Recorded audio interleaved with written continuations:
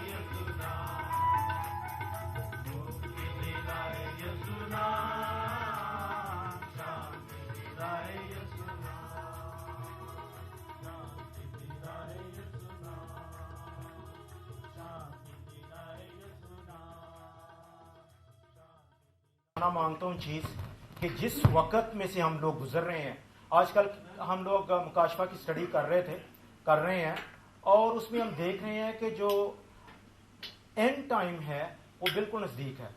आज से पहले 2000 साल पहले जब जो यूहन्ना बपतिस्मा देने वाला था, जब उसने अपनी खिदमत शुरू की तो उसने कहा था कि जो वक्त है खुदावंद की बादशाह जो है वो नज़दीक है। जब उसकी मिनिस्ट्री, उसकी खिदमत ख़त्म हो गई तो यीशु मसीह ने जब उसका ओवर लिया है तो यीशु मसीह ने भी यही कहा था कि खुदावंद की बादशाह जो है वो नज़दीक है।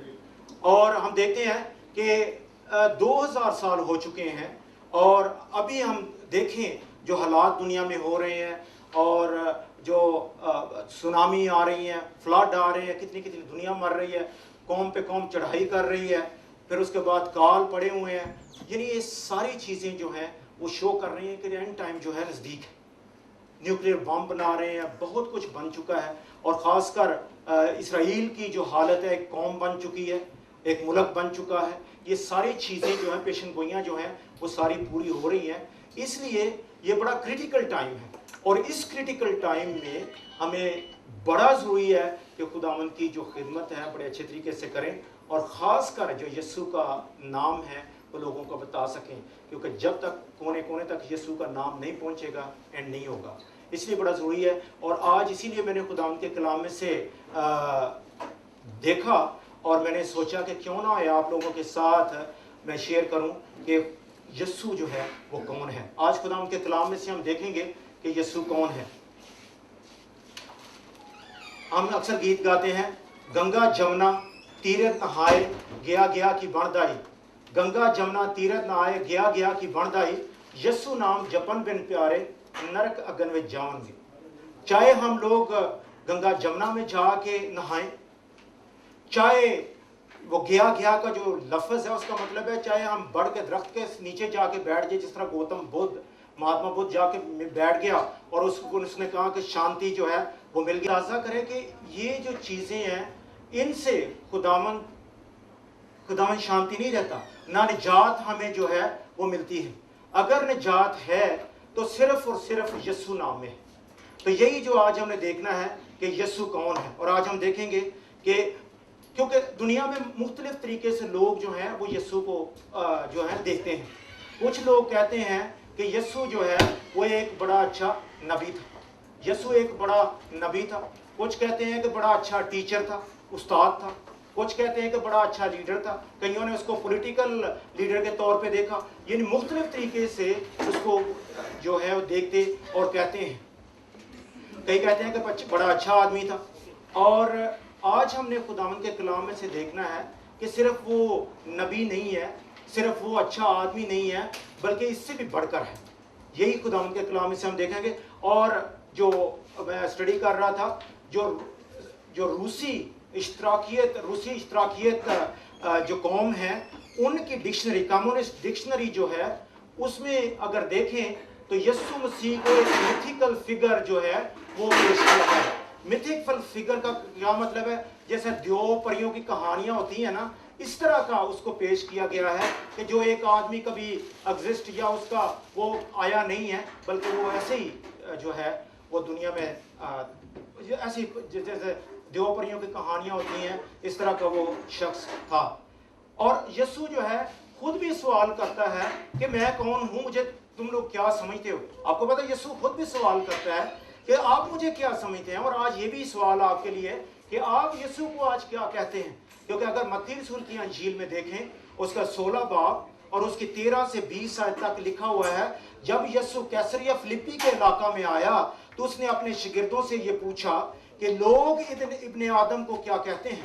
उन्होंने कहा, बाज यूहन्ना बपतिस्मा देने वाला कहते हैं, बाज एलिया, बाज यर्मिया या नबियों में से कोई। उसने उनसे कहा, मगर तुम मुझे क्या कहते हो। आज सवाल हमसे भी ये है कि आप लोग यीशु को क्या कहते हैं। आज सवाल ये है कि यीशु कौन है आपके लिए। और उसके बाद शमौन पतरस ने जवाब में कहा, तो जिंदा खुदा का बेटा मसीह है।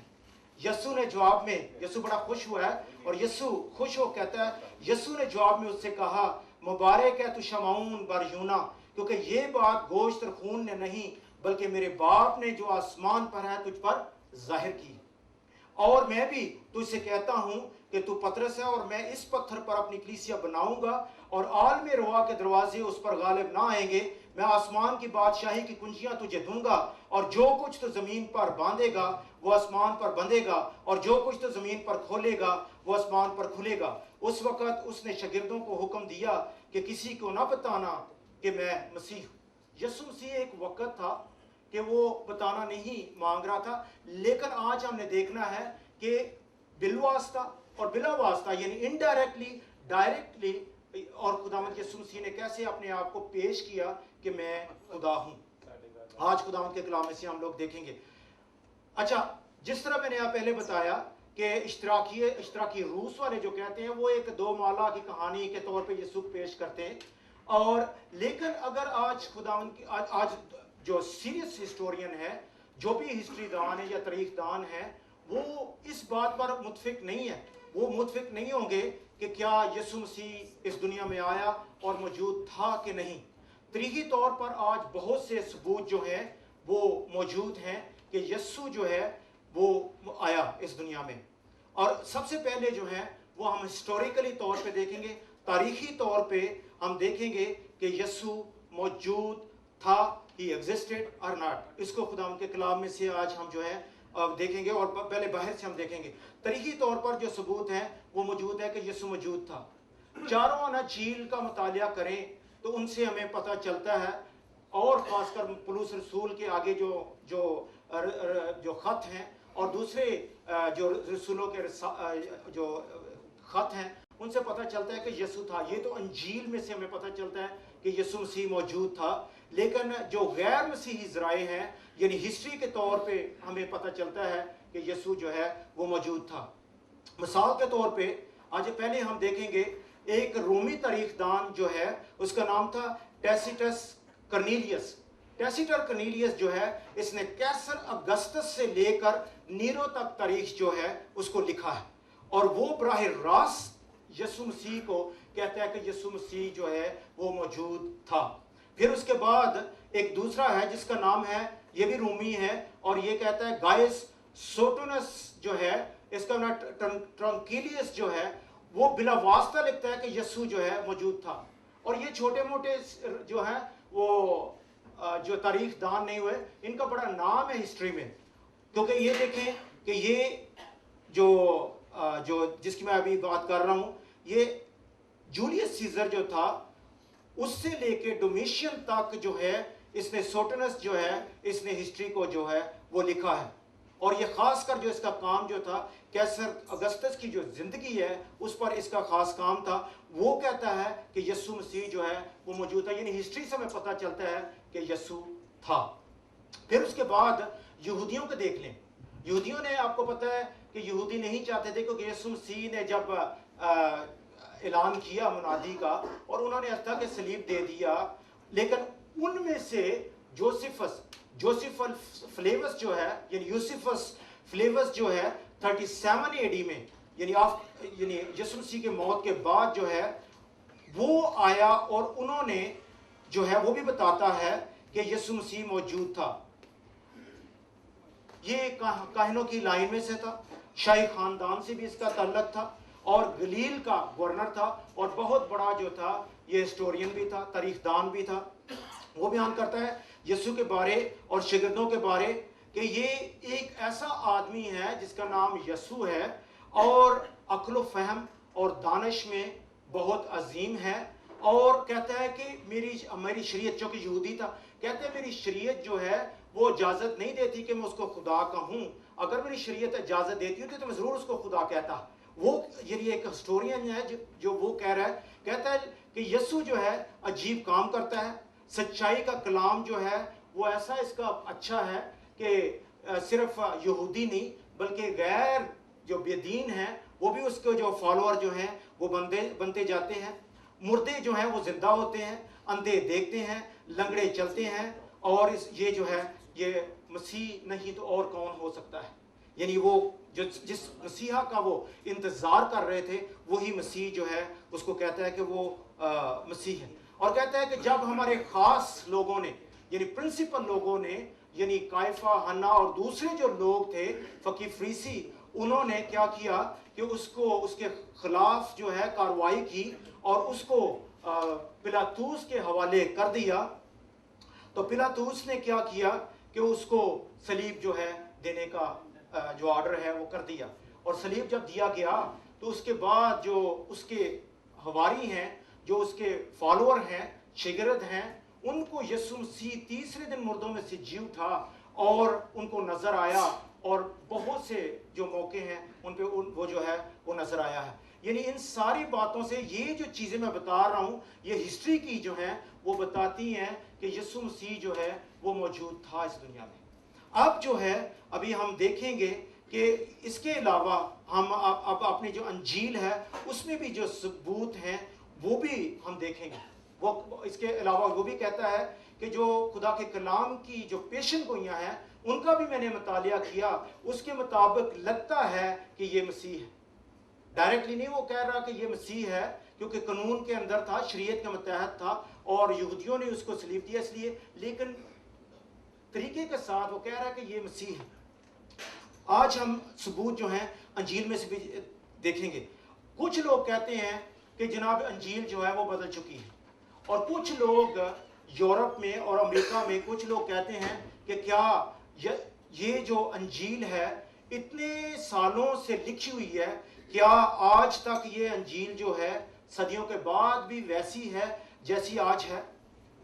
इसका जवाब ये है कि हाँ, इसका हमें सबूत मिलता है कि अंजील जैसे लिखी गई आज भी वो वैसे ही है।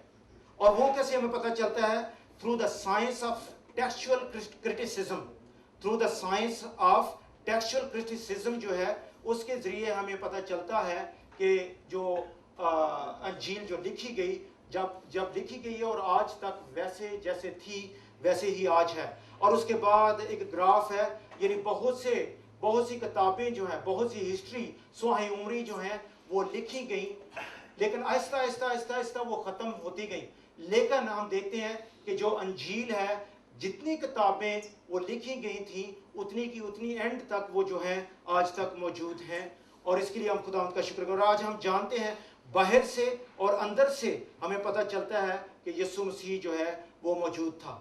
आज हम खुदा के कलाम में से देख रहे हैं कि यीशु जो है वो कौन है। लेकिन यीशु कौन है? पहले हम जिस्मानी तौर पे देखेंगे कि यीशु कौन है। मार्टिन स्कोर्सेस ने फिल्म बनाई कि मसीह की आखिरी आजमाइश, the last temptation of Christ.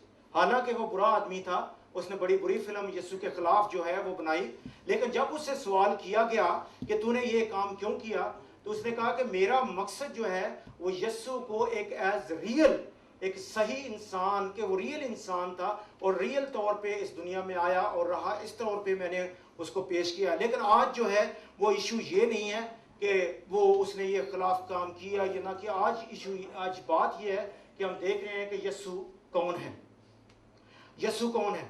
कोई जो आज शक है उसकी वो शक नहीं रह जाता कि यीशु था या ना था। उसकी इंसानियत पर अगर गौर करें तो उसकी इंसानी जिस्म था, ह्यूमन बॉडी थी उसकी।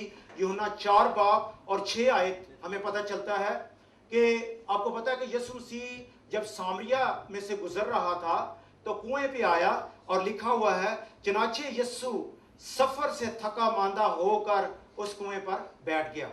यानी एक इंसानी जिस्म है जिसको थकावट होती है और वो थक जाता है। यीशु मसीह जो था चूंकि इंसान था इसलिए वो थक गया।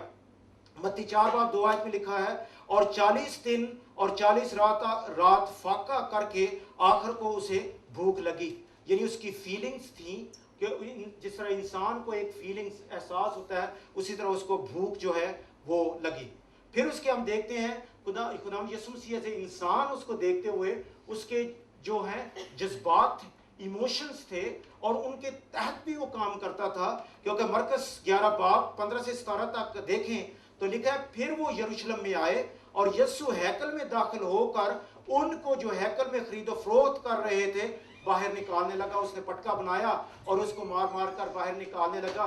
क्योंकि खुदावंद का कलाम आपको पता लिखा हुआ है, the zeal of your house has eaten me, कि तेरे घर की गैरत जो है वो मुझे खा गई। उसको यानी उसके जज्बात थे, उसको गुस्सा जो है वो उधर आया है। फिर हम उसको देखते हैं उसको प्यार भी आया है। मरकस 10 बाब 21 में लिखा हुआ है उसको प्यार आया।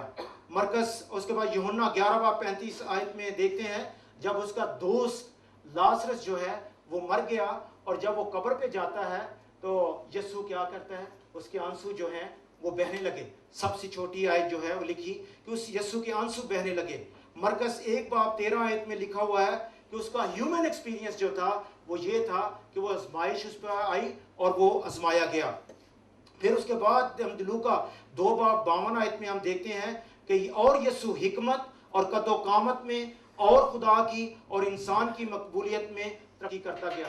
यीशु मसीह जो है वो सीखता भी था, यानी इल्म उसने सीखा, तालीम उसने, आज हम कुछ बच्चों के लिए दुआ कर रहे थे, यानी यीशु ने भी जो तालीम है वो हासिल की। मरकस 6:3 में लिखा हुआ है कि उसने काम भी किया, और लूका 2:51 में लिखा हुआ है कि उसने हुक्म माना, अपने माँ बाप के जो है वो ताबिया भी रहा और वो उनके साथ रवाना होकर नासरत में आया और उनके ताबिया रहा।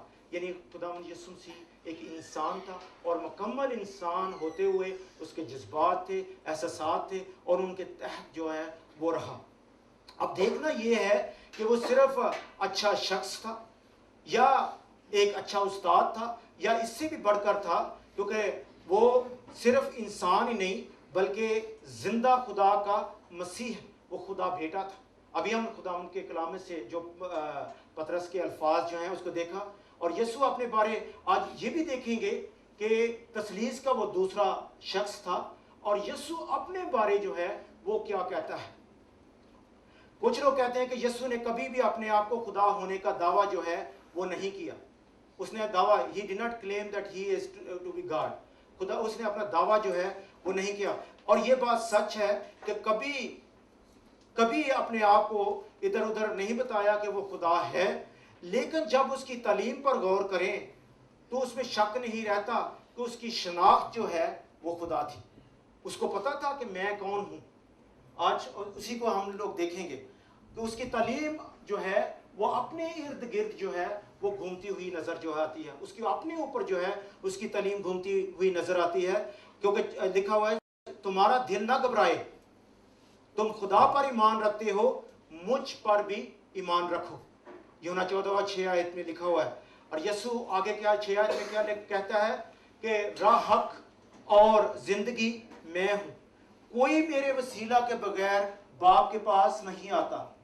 कि अगर आप रिलेशनशिप, अगर आप नाता खुदा के साथ कायम करना मांगते हो तो आपको मेरे थ्रू आने की ज़रूरत है, मेरी ज़रूरत है। अगर आप मेरे साथ नाता रखें, मेरे साथ रिलेशनशिप रखें तो ऑटोमेटिक जो आपकी रिलेशनशिप जो है वो खुदा के साथ जो है वो हो जाएगी।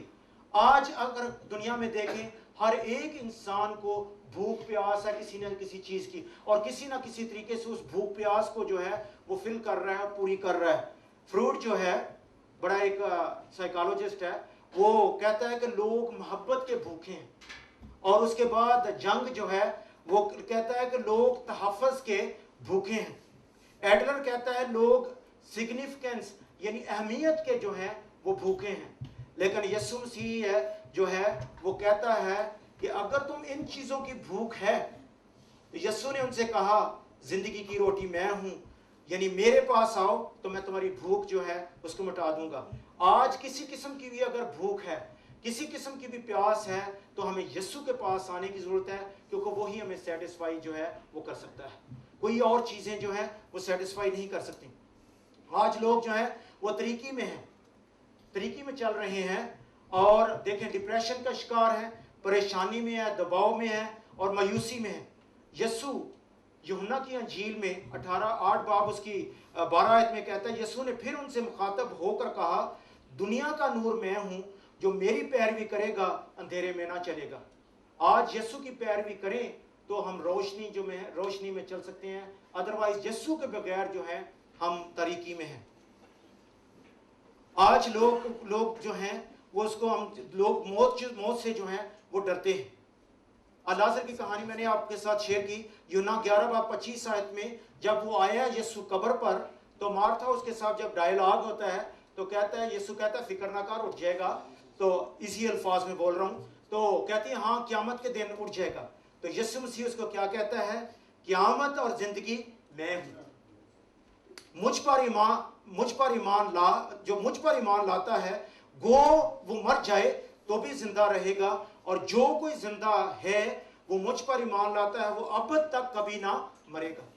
और यहाँ हम देखते हैं कि मौत जो थी, मौत के सिर्फ एक टाइप की मौत नहीं, रूहानी मौत और जिस्मानी मौत जो है, वो इधर रूहानी मौत जो है यीशु मसीह उसका जिक्र कर रहा है कि जो मुझ पर ईमान लाएगा वो कभी ना मरेगा। आज लोग गुनाह में हैं, परेशानी में, दबाव और बेचैनी का शिकार हैं। मत्ती 11:28 आयत में लिखा हुआ है, आए मेहनत उठाने वालों और बोझ से दबे हुए लोगों, सब मेरे पास आओ, मैं तुमको आराम दूंगा। आज अगर हमने आराम हासिल करना है, अगर हमने शांति, सुकून हासिल करना है, तो वो सिर्फ और सिर्फ यीशु मसीह के पास है। आज हम देख रहे हैं कि यीशु कौन है। यीशु मसीह ने यह भी कहा कि मेरे पीछे आ जाओ, फॉलो मी। मरकस 1:17 में लिखा है, और यीशु ने उनसे कहा, मेरे पीछे चले आओ तो मैं तुमको आराम दूंगा। आराम जो है सिर्फ और सिर्फ जो है वो यीशु के पास है। फिर उसकी हम जो तालीम है उसको देखते हैं। उसकी तालीम जो है वो भी उसके इर्द गिर्द जो है वो घूमती हुई हमें नजर आती है। मत्ती 10:40 आयत में लिखा है, जो मुझको कबूल करता है वो मेरे भेजने वाले को कबूल करता है। जो मुझको कबूल करता है मेरे भेजने वाले को कबूल करता है, यानी अपना जिक्र खुद कर रहा है। और मरकस 9 में भी ऐसे ही है, 37 आयत में, जो मुझको कबूल करता है मुझे नहीं बल्कि उससे जिसने मुझे भेजा है कबूल करता है। फिर उसके जो इनडायरेक्ट बिलवास्ता जो उसके दावे हैं मसीह होने के, उनको आज हम खुदा के कलाम में से देखें कि उसका जो अपना हक है, बिलवास्ता अपना इनडायरेक्टली हक जो है वो जाहिर करता है। उसको खुदा के कलाम में देखेंगे अभी। वो उसने बराह रास्त नहीं कहा कि मैं खुदा हूं, लेकिन कामों से, बातों से पता चलता है कि वो खुदा है। मिसाल के तौर पे गुनाह को मुआफ करने का इख्तियार और अथॉरिटी जो थी वो सिर्फ और सिर्फ खुदा को थी। और इधर हम देखते हैं कि जब मरकस 2:5 आयत में जब वो एक आदमी मफलूज जो आदमी था, जब उसको लेके आए हैं, आपको पता, छत फाड़ दी उसके 4 दोस्तों ने और उसको उधर नीचे डाल दिया। तो जब उसके सामने आए तो यीशु मसीह ने उसको क्या कहा था, बेटा तेरे गुनाह मुआफ हुए। और उस हत्ता के फकीर फरीसी जो इधर साथ बैठे हुए थे, उन्होंने भी इतराज किया कि ये कौन होता है गुनाहों को मुआफ करने वाला। गुनाहों को मुआफ करने वाला तो सिर्फ खुदा है। यानी उसमें उसके पास इख्तियार था, उसके पास अथॉरिटी थी कि गुनाहों को मुआफ करे। C.S. लुइस जो है एक बड़ा जो आलिम दीन है, वो कहता है कि अगर आपने मेरा नुकसान किया, if you have tread on my toe, या मेरी आपने चोरी कर ली, तो मेरा हक है कि मैं आपको मुआफ कर सकता हूं। लेकिन यीशु मसीह में अजीब बात देखते हैं कि वो दूसरे के गुनाह हैं और उनको मुआफ करता हुआ जो है वो नजर आता है। हालांकि यीशु का गुनाह नहीं हुआ, यानी आप मेरा गुनाह करें तो मैं आपका जो गुनाह मेरे खिलाफ किया तो मैं आपको मुआफ कर सकता हूं कि चलो जी कोई बात नहीं, मैंने आपको माफ किया। लेकिन यीशु मसीह मुआफ जो है वो करता नजर इसलिए आता है कि जो भी गुनाह इस दुनिया में होता है वो उसी के शान के खिलाफ जो है गुनाह होता है। जब भी कानून तोड़ा जाता है वो किसी आम इंसान का नहीं बल्कि उसका कानून तोड़ा जाता है, इसलिए उसके पास इख्तियार है कि वो गुनाह को मुआफ करे, और उसने गुनाह जो है वो मुआफ किए, उसकी शरीयत जो है तोड़ी जाती है। फिर उसके बाद इनडायरेक्ट यानी बिलवास्ता तौर पे हमें पता चलता है कि यीशु जो है वो एज ए जज बन के इस दुनिया में आएगा। हालांकि फिर उधर इंसाफ करने का इख्तियार जो है वो किसके पास है, खुदा के पास है। मत्ती 25:31 और 32 आयत जो है उसको हम देखते हैं, जब इब्ने आदम अपने जलाल में आएगा और सब फरिश्ते और सब कौमें उसके सामने जमा की जाएंगी, और वो एक को दूसरे से जुदा करेगा जैसे चरवाहा भीड़ों को बकरी से जुदा करता है। जो इंसाफ करने का जो अथॉरिटी और इख्तियार है वो सिर्फ और सिर्फ खुदा के पास है। इसलिए इनडायरेक्टली तौर पे हम देखते हैं कि यीशु मसीह जो है वो अपने आप को खुदा जो है वो शो कर रहा है और है। अभी हमने जो है इनडायरेक्ट बिलवास्ता तौर पे जो है वो हमने देखा। अभी बराह रास्त जो है जो उसने दावे किए कि मैं खुदा हूं, उसको हम खुदावंद के कलाम में से जो है वो देखेंगे कि ऐसे मसीह मरकस जब उसे सवाल किया गया, मरकस 14 बाब उसकी 61 और से लेकर 64 आयत तक सरदार काहिन के सामने जब उसको पेश किया गया तो क्या सरदार काहिन उससे क्या पूछता है? सरदार काहिन उससे फिर सवाल किया और कहा, क्या तू उस अस्तुदा का बेटा मसीह है? यस्सु ने कहा, मैं हूं, और तुम इब्ने आदम को कादिर मुतलक की दाहिनी तरफ बैठे और आसमान के बादलों के साथ आते देखोगे। और यही वजह थी कि उन्होंने गुस्से में आके और उन्होंने कहा कि इसने कुफर बका है, ये अपने आप को खुदा के यानी बिल्कुल मुकाबल जो है ठहराता है, और इसीलिए उन्होंने उसको कत्ल करने का हुक्म दिया और उसको सलीब जो है वो दे दिया। और उसकी वजह ये थी कि वो उसने अपने आप को खुदा जो है प्रेजेंट किया और पेश किया। फिर उसके बाद हम देखते हैं खुदा का बेटा, मरकस 10 को 33 आयत में लिखा है कि तुम किस काम से मुझे जो है वो संसार करते हो?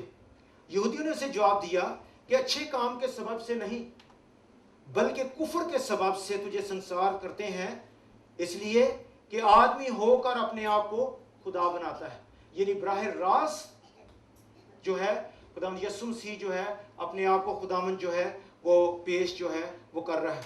और यह हम देखते हैं कि दुश्मनों ने साफ समझ लिया था कि यीशु मसीह जो है वो खुदा है और अपने आप को पेश करता है, और इसीलिए उन्होंने उसको सलीब दे दी। फिर उसके बाद जो सिजदा जो वसूल करना है, सिजदा या इबादत जो है, इबादत सिर्फ और सिर्फ जो है वो खुदावंद को लायक है, और वही जो है वो सिजदा जो है या इबादत जो है रिसीव करता है। लेकिन यीशु मसीह ने सिजदा जो है वो रिसीव किया। आपको पता है कि जब यीशु मसीह शिगिर्दों के पास आए, तूमा उस जगह पे नहीं था, लेकिन अगली दफा जब तूमा मौजूद था तो यीशु मसीह उस जगह पे आया और यीशु मसीह ने कहा कि तूमा आ, मेरी पसली देख और मेरे हाथों को देख, उंगली डाल, चेक कर। तो जब तूमा ने देखा तो तूमा ने जवाब दिया और उसने कहा, आए मेरे खुदा, आए मेरे खुदा। अब यीशु मसीह ने ये नहीं कहा कि तू यार मुझे खुदा क्यों कह रहा है। यीशु मसीह ने जो सिजदा है वो इबादत जो है रिसीव की है, हत्ता कि तूमा को झिड़क रहा है, उसको व्यू कर रहा है। कहता है यीशु ने उससे कहा, तूने तो मुझे देख कर ईमान लाया, मुबारक है वो जो बगैर देखे ईमान लाए। इसलिए खुदावंद यीशु मसीह जो है उसने सिजदा जो है रिसीव किया। अगर आप पागल खाना में जाएं या साइकियाट्रिक हॉस्पिटल में जाएं तो आपको बहुत से लोग होंगे जो आपको बड़े बड़े बादशाह शो करेंगे, बड़े बड़े जर्नैल जो हैं आपको अपने आप को बताते नजर आएंगे, बड़ी बड़ी इस तरह की चीजें जो हैं वो नजर आती हैं। लेकिन आज हम देखना ये है कि क्या सबूत हैं जो उसने कहा और उसको सपोर्ट करते हैं कि यीशु मसीह जो है वो खुदा है। सबूत को देखने के लिए उसकी जो तालीम है उसको आज हम देखेंगे। बर्नार्ड राम जो एक बहुत बड़ा मुसन्नफ और आलिम दीन है, वो कहता है, अमेरिकन प्रोफेसर आलिम दीन कहता है, यीशु की तालीम जो है वो सबसे ज्यादा पढ़ी जाती है, बोली जाती है, उसकी जो लफ्ज़ है कोट किए जाते हैं, दोहराए जाते हैं, उस पर यकीन किया जाता है। यीशु की जो तालीम है उसका सबसे ज्यादा तर्जमा किया जाता है, क्योंकि सब अच्छा कलाम जो आज तक किसी इंसान ने बोला वो यीशु मसीह ने बोला है। मकसद ये है कि अगर आज खुदावंद के कलाम में से देखें कि बहुत से तर्जमे जो हैं, बहुत सी जो कलाम की बातें कही जाती हैं, मुख्तलिफ जो बड़े बड़े लीडर हैं उनकी कोट किए जाते हैं, लेकिन सबसे ज़्यादा तर्जमा जो है वो आज बाइबल का ही हो रहा है पूरी दुनिया में, और सबसे ट्रांसलेशन और सबसे ज़्यादा जो है वो अंजील का है। इसलिए देखते हैं कि आज इंग्लैंड में, यूरोप में और अमेरिका में, नॉर्थ अमेरिका में हम देखते हैं कि जो उनके कानून हैं, बेसिक जो फाउंडेशनल उनका जो आइन है, उसको अगर देखें तो उसकी बुनियाद जो है वो यीशु मसीह की बातें ही हैं, उसकी जो कलाम की बातें जो उस तरह उसने कहा वही आज हम देखते हैं। आज हम दुनिया में आज इधर ही बैठे 2 घंटे के बाद हम लोग कराची पहुंच जाते हैं, को 3 घंटे के बाद हम इंडिया पहुंच जाते हैं, या जो और मुल्क हो हम पहुंचे। फास्ट ट्रेवल हो गया है, इलेक्ट्रॉनिक यानी टेक्नोलॉजी इतनी एडवांस हो गई, हर रोज को उसको इम्प्रूव किया जा रहा है, हर रोज इम्प्रूव किया जा रहा है, लेकिन यीशु मसीह का कलाम जो है उसको इम्प्रूव नहीं किया जा सकता, कि वो ऑलरेडी उसका स्टैंडर्ड इतना हाई बना दिया गया कि उससे इम्प्रूवमेंट नहीं हो सकती। और ये खुदाम का कलाम है, क्योंकि यीशु ने कहा था कि आसमान और ज़मीन टल जाएंगे लेकिन मेरे मुंह की बातें जो हैं वो हरगिज़ ना टलेंगी। तो खुदा का शुक्र है कि एक स्टैंडर्ड जो खुदा यीशु मसीह ने बना दिया वो मोही है।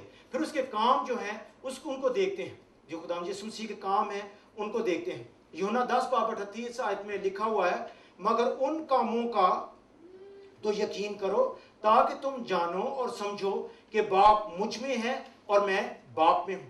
यानी जो मेरे काम है उनको तो देखो कि वो आम आदमी के काम नहीं है, बल्कि वो एक जो बड़ा खास आदमी है, यानी अबव नॉर्मल है, ये उसके काम हैं।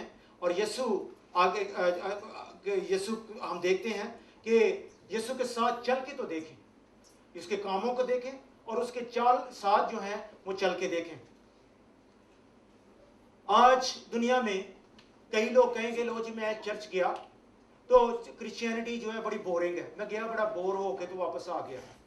बात सुने कि अगर आप चर्च में आते हैं, अगर इस जगह से बोर हो के कोई आदमी चला जाता है तो वो मसीह का कसूर नहीं है, वो आदमी का कसूर है जिसकी वजह से वो बोर होकर चला गया। अगर आप यीशु को देखें तो यीशु के साथ रहते हुए कभी आप बोर हो ही नहीं सकते, क्योंकि अगर हम देखें यीशु के साथ चल के तो देखें, क्योंकि यीशु के साथ अगर आप शादी में चले जाएं, ठीक है, तो काना गलील का ही आप जो जगह थी उसको देख लें कि शादी पे जो मैं है उसकी कमी हो गई, लेकिन यीशु मसीह ने वही मैं जो थी पानी से बनाई और पहले से भी ज्यादा अच्छी मैं जो है वो हो गई, और वही जो शादी की रौनक है उसको दोबारा जो है वो कर दिया यीशु ने। उसके साथ चल के तो देखिए। और आज भी मैं आपको कहना चाहता हूं कि अगर आप घरों में शादी है, किसी किस्म का भी प्रोग्राम है, तो हमेशा यीशु को इनवाइट करें, वो आपके प्रोग्राम जो है उसको दोबारा कर देगा। फिर यीशु आज हम देखते हैं कि अक्सर हम पाटलाक पे जाते हैं, पिकनिक पे जाते हैं, तो मैं कहूँगा भाई करामत अपना चूल्हा भी लेके आना, फिर उसके बाद जो सिलेंडर भी उठाया होता है, कई लोग सैंडविच ले रहे होते हैं, कई लोग दूसरे चटाइयाँ उठा रहे होते हैं, सारा यानी घरों से पका के ला रहे होते हैं। लेकिन ये बात बताएं कि अगर आप पिकनिक पे जाएं तो यीशु मसीह के साथ जाएं तो आपको जो सैंडविच या रोटी लाने की जरूरत नहीं है, क्योंकि तो 5 रोटी और 2 मछलियों के साथ ही 5000 को शेयर कर देगा। देखें तो कितना मजा आता है कि नहीं। और अगर आप शिप में हो, मैं फिलीपीन जाता हूं तो जनाब वो उधर जो थलें आती हैं, जो उसकी वेव्स जो लहरें आती हैं, तो इधर एक दफा क्या हुआ कि इतनी तूफान थोड़ा सा आया हुआ था, तो हमारी कश्ती जब तो वेव आ रही थी, बिलीव करें मैंने उसको बड़ा अच्छे तरीके से पकड़ लिया, कि वेव इतनी बड़ी थी कि उसको देख के डर आ गया। लेकिन आज अगर यीशु मसीह के साथ उसी समुद्र में हो तो आपको पता है कि उसने क्या कहा था कि हवा तू थम जा। हवा को उसने कहा था, हवा को डांटा। यीशु के साथ होएगा तो वो ऐसे जो सुनामी है, जो इस तरह के तूफान है, उनको डांट देगा और पानी जो है उसको साकत कर देगा। अगर आपकी जिंदगी में आज तलातम मचा हुआ है, हमारी जिंदगी में कई दफा परेशानी और तलातम होता है, लेकिन खुदावंद यीशु मसीह के साथ आके देखें कि वो उस तमाम तलातम को, तमाम जो तूफान आया हुआ है उसको बिल्कुल अबेट कर देगा, खत्म कर देगा। फिर उसके बाद हम देखते हैं कि आज अस्पताल में हमारी नर्स हैं, बहनें हैं, मेल नर्स हैं, वो हर रोज पेशेंट्स को उल्टा के कईयों को बेड सोर हुए होते हैं और कईयों को और परेशानियां होती हैं, उसी से जितना बड़ी परेशान होते हैं। लेकिन अगर आप यीशु मसीह के साथ हॉस्पिटल में चले जाएं तो आपको पता चलेगा कि मुर्दे जिंदा हो रहे हैं। और जनाब जो 38 साल के आदमी जो है उनको कहता है अपनी चारपाई उठा और चल फिर, और उसके बाद लोग जो हैं लंगड़े लूले चल रहे हैं। यानी यीशु मसीह के साथ जिंदगी बोरिंग नहीं है, बल्कि एक खुशी की जिंदगी है और एंजॉयमेंट की जिंदगी है, और उसको आप जो है खुदा देख सकते हैं। फिर उसके बाद जो है हम देखते हैं कि अगर आप यीशु मसीह के साथ आज कब्रिस्तान में जाएं तो लोग बड़े परेशान होते हैं, रोते हैं कि बहन मर गया, भाई मर गया, और ये बड़ी परेशानी रोते हैं। लेकिन अगर आप यीशु मसीह के साथ कब्रिस्तान में चले जाएं तो वहां वाइल्ड सीन होगा कि यीशु मसीह ने कहा लाजर बाहर आ जा। यानी जिंदगी है यीशु मसीह के साथ। इसलिए अगर आप लोगों का वक्त मुश्किल में गुजर रहा है, यीशु को जानने की जरूरत है, और यीशु को जानने की जरूरत है कि यीशु कौन है। उसको जब हम जान गए तो हमारी जिंदगी जो है वो तब्दील हो जाएगी।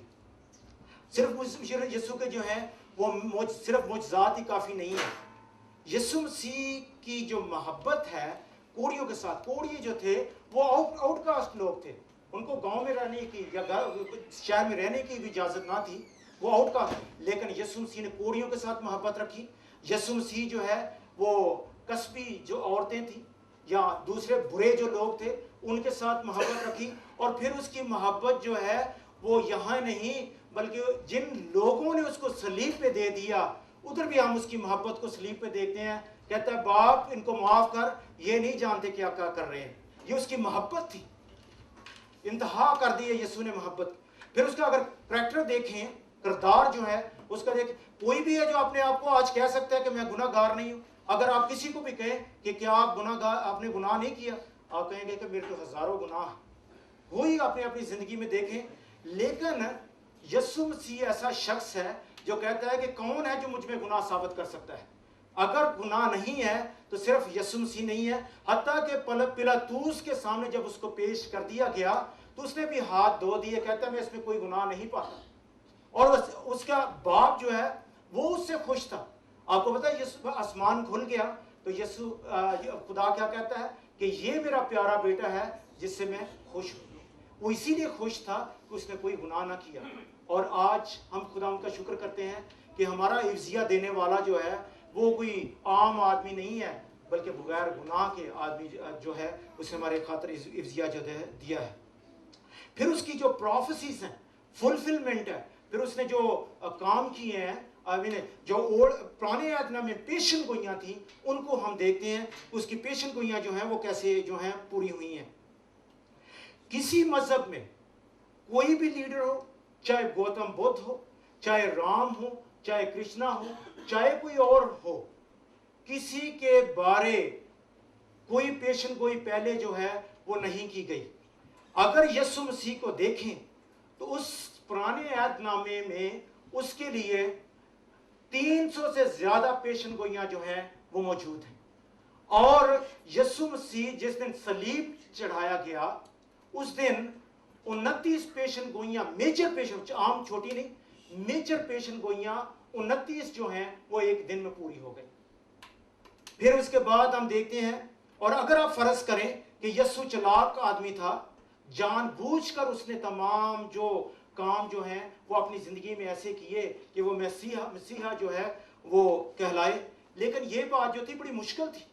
उसकी वजह यह है कि इंसानी तौर पर उसको अपनी जिंदगी पे कंट्रोल ना था, वो यानी ये हालात को कंट्रोल ना कर सकता। मिसाल के तौर पे अब उसकी मौत जो है ये साया 53 में लिखी हुई है, यानी किस तरह अपने आप को वो सलीब पे देता या किस तरह वो ये करता कि वो जो पेशेंट को ये पूरी होती।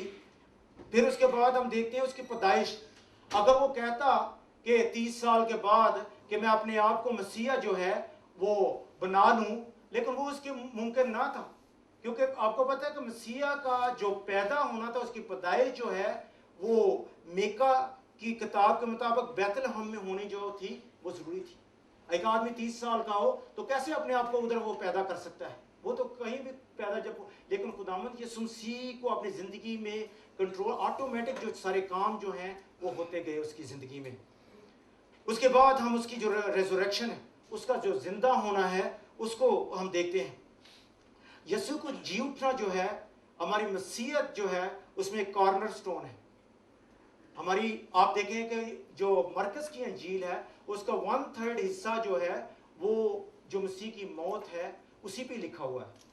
अगर हम मसीह की जो मौत है, सलीबी मौत है, उसको निकाल दें तो हमारी जो मसीहत है, हमारा दीन जो है वो अधूरा रह जाता है, वो कंप्लीट ही नहीं होता। क्योंकि पौलुस कहता है कि अगर यीशु मर गया, दफन हुआ, तीसरे दिन मुर्दों में से जी नहीं उठा तो हमारी तो मुनादी जो है बेकार है, बेफायदा है। इसलिए बड़ा इंपॉर्टेंट है यीशु मसीह की आज जो है वो कब्र जो है वो खाली है। लेकिन उस पर भी कई दफ़ा इल्ज़ामात और थ्योरीज जो हैं वो पेश की जाती हैं।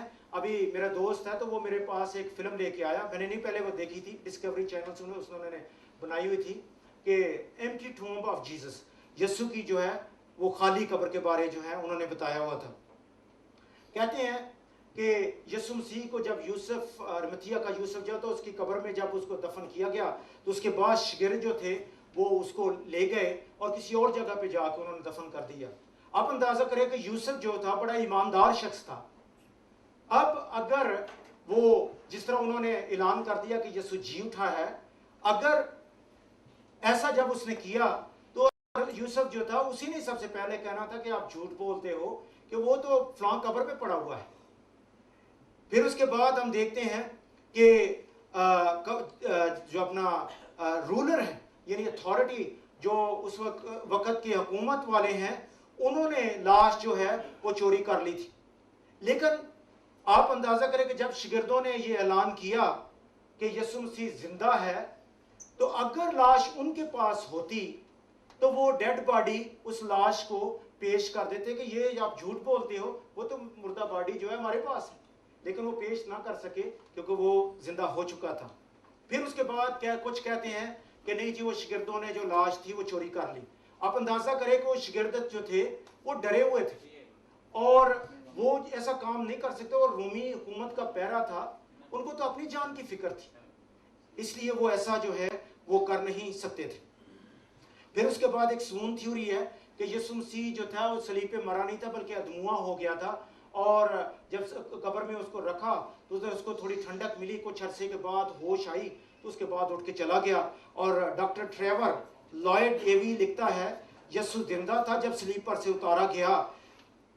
आप अंदाजा करें कि वो आदमी जिसको रोमी कोड़े लगे हों, आपको पता कितने बुरे तरीके से वो मारते थे, और उस तरीके से कहीं तो उसी जगह पे लोग जो हैं वो मर जाते थे, और उसके बाद 6 घंटे तक उसको सलीब पर जो है वो लटकाया गया, कील लगे हुए थे। और ऐसा आदमी जिसके आदमी कील लगे हों हाथों पांव में और उसको कोड़े लगे हों, वो इतना बड़ा जो पत्थर है वो कैसे हटा सकता था। और जो रूमी थे, रूमी सिपाही जो थे वो बड़े एक्सपर्ट थे, उनको पता होता था कि आदमी मर गया है कि नहीं। और जब वो क्या हुआ है कि उन देखा कि वो मर गया है, तो यूहन्ना 19:34 आयत में लिखा हुआ है एक सिपाही ने भाले से पसली छेदी। उसने जाके जो भाला है उसकी पसली में मारा, और उससे जो है हमें पता चलता है कि यीशु जो है वो मर चुका था। और यही नहीं बल्कि मेडिकल एविडेंस भी आज मौजूद है, सबूत मौजूद है, क्योंकि आज लेबोरेटरी में खून को जो खून है उसको रख दें तो थोड़ी देर के बाद जो सीरम है, प्लाज्मा जो उसमें है वो उसमें सेपरेट हो जाएगा। और हम जानते हैं कि जब उसको भाला मारा गया तो उसमें से खून और पानी जो है वो बह निकला। इससे भी साबित होता है मेडिकली तौर पे कि यीशु जो है वो सलीब पर मर चुका था। ये सारे मफरूजात जो हैं वो झूठे हैं। सलीब पर से जिंदा जो है वो उठा लिया गया। एक थ्योरी ये भी है, कुछ लोग कहते हैं कि सलीब पर से यीशु जो है वो जिंदा जो है वो उठा लिया गया है। यूहन्ना 3:16 में लिखा हुआ है कि खुदा ने दुनिया से ऐसी मोहब्बत रखी कि उसने अपना इकलौता बेटा बख्श दिया ताकि जो कोई उस पर ईमान लाए हलाक ना हो बल्कि हमेशा की जिंदगी जो है वो पाए।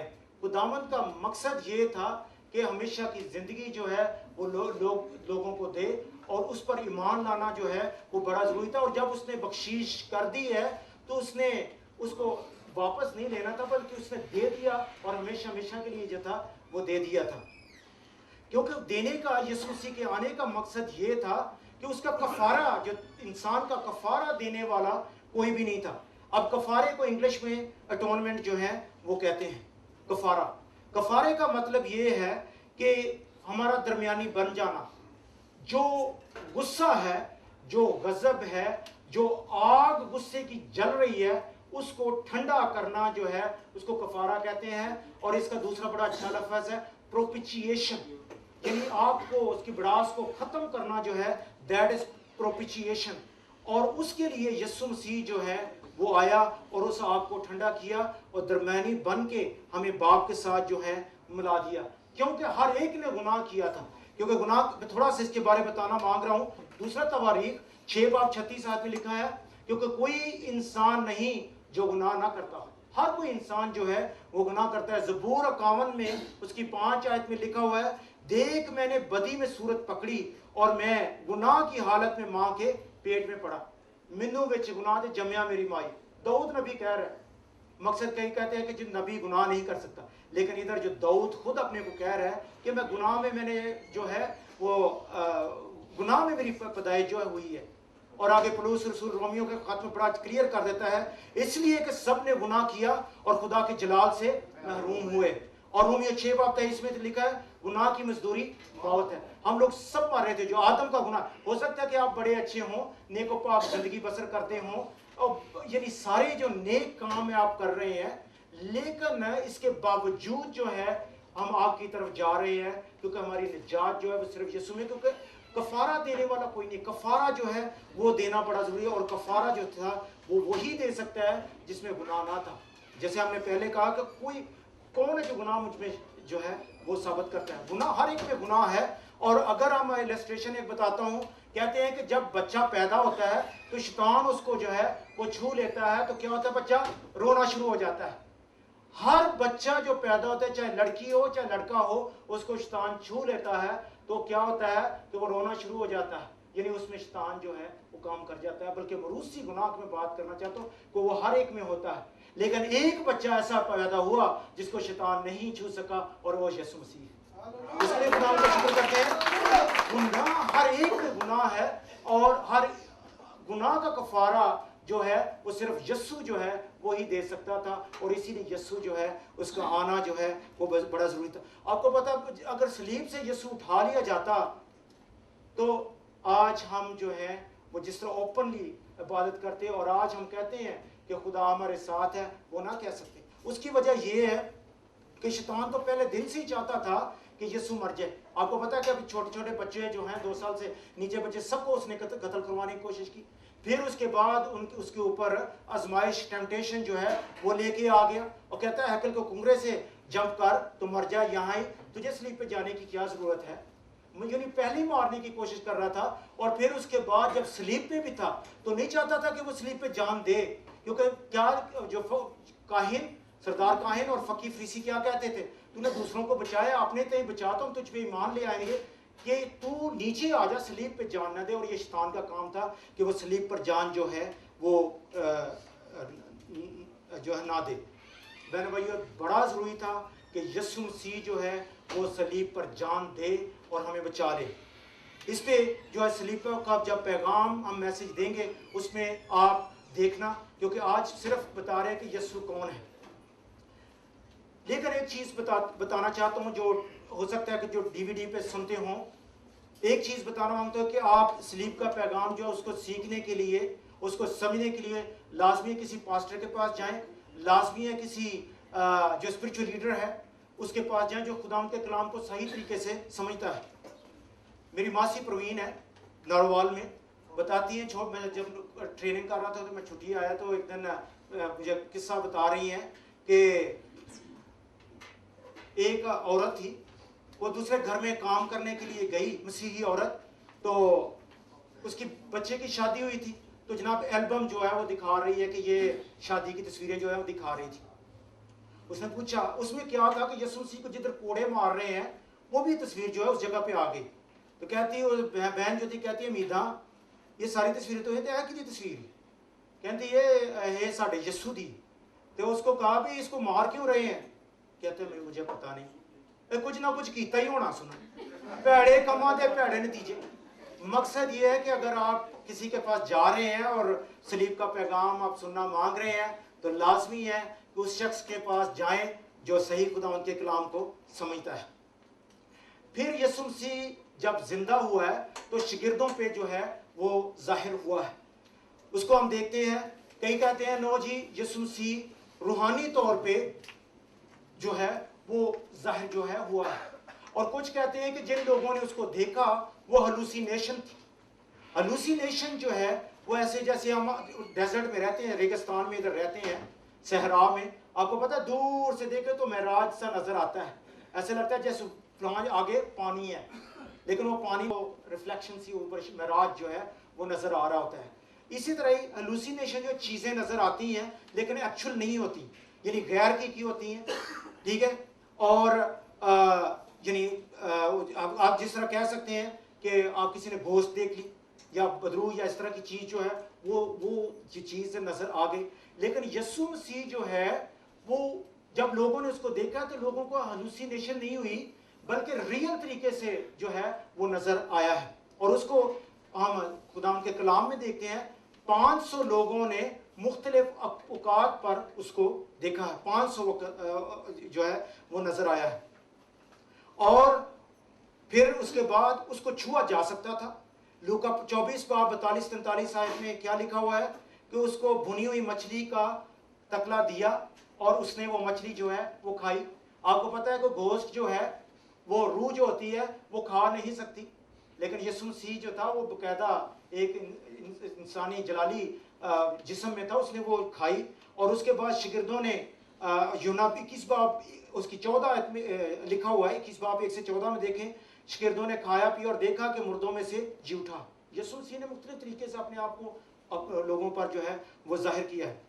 इमाल 1 बाब 3 आयत में जो है लिखा है, उसने दुख सहने के बाद बहुत से सबूतों से अपने आप को उन पर जाहिर जो है वो किया है। यानी यीशु मसीह आया, सलीब पे गया, मर गया, दफन हो गया, तीसरे दिन मुर्दों में से जी उठा और आसमान पर चढ़ गया। और जिस तरह वो आसमान पर चढ़ गया वो आज दोबारा फिर जो है वो आने वाला है।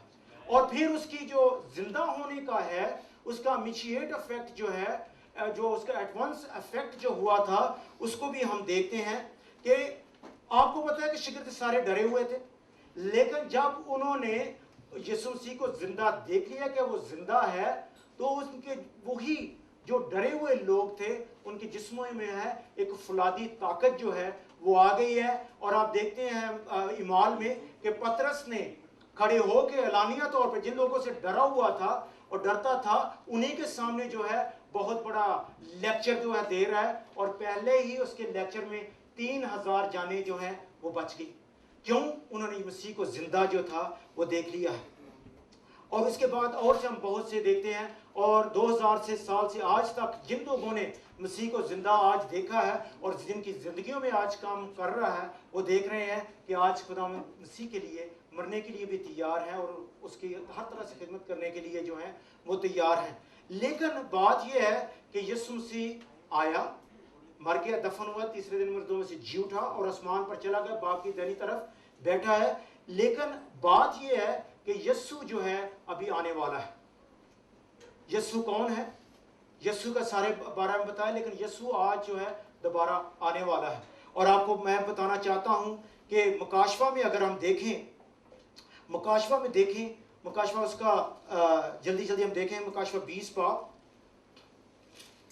मुकाशवा 20 बाब और उसकी 11 से 15 आयत तक देखें तो उधर लिखा हुआ है, फिर मैंने एक बड़ा सफेद तख्त और उसको जो उसकी उस पर बैठा हुआ था देखा, जिसके सामने से जमीन और आसमान भाग गए और उन्हें कहीं जगह ना मिली। फिर मैंने छोटे बड़े सब मुर्दों को उस तख्त के सामने खड़े हुए देखा और किताबें खोली गई। फिर एक और किताब खोली गई, यानी किताब हयात, और जिस तरह उन किताबों में लिखा हुआ था उनके ईमाल के मुताबिक मुर्दों का इंसाफ किया गया। और समुंदर ने अपने अंदर के मुर्दों को दे दिया और मौत और आलम रवा ने अपने अंदर के मुर्दों को दे दिया और उनमें से हर एक ईमाल के मुआफिक उसका इंसाफ किया गया। फिर मौत और आलम रवा आग की झील में डाले गए। ये आग की झील दूसरी मौत है, और जिस किसी का नाम किताब हयात में लिखा हुआ ना मिला वो आग की झील में डाला गया। देखें, वक्त बात यह है कि यीशु मसीह जो है वो आने वाला है। और आपको पता है कि यीशु मसीह आया एज ए बेबी जीसस, चरनी में आया, लेकिन उसको किसी ने ना जाना और उसकी किसी ने परवाह ना की। लेकिन अभी जब वो आ रहा है हर एक आंख देखेगी, जिन्होंने उसको छेदा वो भी देखेंगे। और जो आ रहा है तो आम नहीं ऐसे आदमी आ रहा, चरनी में नहीं आ रहा, बल्कि बादशाहों का बादशाह और राजाओं का राजा बन के जो है वो आ रहा है। और अगर उसको 19 बाब, मुकाशवा 19 बाब उसमें देखें तो लिखा उसका नाम कलाम खुदा है और बादशाहों का बादशाह और खुदावंदों का खुदावंद सफेद पोशाक पहने घोड़े पे सवार होकर जो है वो आएगा। और पहला थेसलोनिकियों 4 बाब में लिखा हुआ है, क्योंकि खुदावंद खुद आसमान से ललकार और मुकर्रर फरिश्ता की आवाज और खुदा के नरसिंगे के साथ उतर आएगा। यानी खुदावंद जो है वो आ रहा है। और अभी हमने पहले देखा मत्ती 25 बाब में कि जब वो आएगा तो बादशाह यानी जज के कुर्सी पर बैठेगा और सब कौमों का इंसाफ करेगा। यानी सारी दुनिया के लोग जो हैं उसके सामने जमा किए जाएंगे और वो उनका जो है वो इंसाफ करेगा। आज हम खुदावंद को किस तरह लेते हैं? आज हम खुदावंद को देखते हैं कि वो कौन है, यीशु कौन है। अगर आज हम उसको जान जाएं तो बात यह है कि खुदावंद का कलाम कहता है कि हर एक घुटना झुकेगा और हर एक जबान इकरार करेगी कि यीशु ही खुदावंद है। उसके सामने हर एक घुटना झुकेगा, हर एक जबान भी इकरार करेगी, क्योंकि वो आ रहा है और ऐसे आम आदमी नहीं बल्कि वो जाहो जलाल के साथ आ रहा है। इसलिए आज जरूरत है कि यीशु को हम मान लें। यही वक्त है, जब वो आ गया तो फिर उसके बाद दूसरा वक्त नहीं है। फिर तो वो भेड़ों को और बकरियों को जो है वो जुदा करेगा, और फिर उसके बाद हमने जो आग की झील है उसको भी हमने देख लिया, वहां रोना और दांतों का पीसना होगा। आज हमने देखा कि यीशु कौन है। आज यीशु आप लोगों को, सब लोगों को बुला रहा है। ये जो हम एड्रेस दे रहे हैं इसके ऊपर, जो भी हमारी ईमेल है, हमारे टेलीफोन है, इनसे हमारे साथ जो है आप कांटेक्ट करें। खुदावंद आपको बड़ी बरकत दे। दुआ करेंगे। खुदावंद शुक्रगुजार हैं इस वक्त के लिए। आज खुदावंद तूने बड़ी बरकत दी। आज खुदावंद तेरा कलाम जो भेजा गया है खुदावंद बगैर तस्वीर ना वापस लौटे, बल्कि जिस मकसद के लिए भेजा गया खुदावंद उसमें खुदावंद तेरा कलाम जो है काम करे, और बहुत से लोग जो हैं तेरी बादशाह में दाखिल होने का वसीला बन सके। Bring to the saving knowledge of Jesus Christ. खुदावंद सबको बड़ी बरकत दे और सबके साथ साथ यीशु के नाम से मांगते हैं, आमीन। आए हमारे बाप तू जो आसमान पर है, तेरा नाम पाक माना जाए, तेरी बादशाही आए, तेरी मर्जी से आसमान को पूरी होती है, ज़मीन पर भी हो। हमारे रोज़ की रोटी आज बख्श दे, जिस तरह हम अपने कसूरवारों को माफ़ करते तुम हमारे कसूर भी माफ़ कर। हमें आजमाइश में न पड़ने दे, बल्कि बुराई से बचा, क्योंकि बादशाह और जलाल हमेशा तेरा ही है, आमीन। सब खड़े हो जाए कलमात बरकत के लिए। खुदावंद तुझे बरकत दे और तुझे महफूज रखे।